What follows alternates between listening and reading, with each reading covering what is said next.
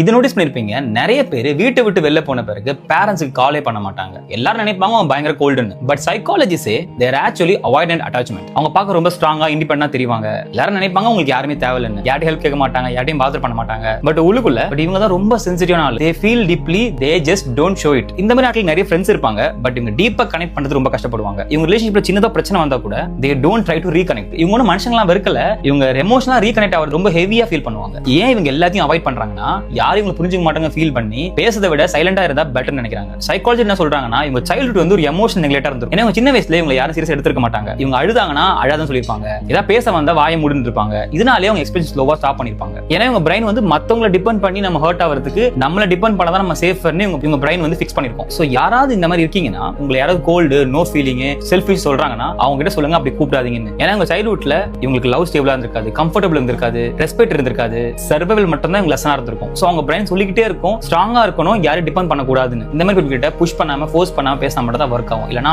காலி. This is day 50.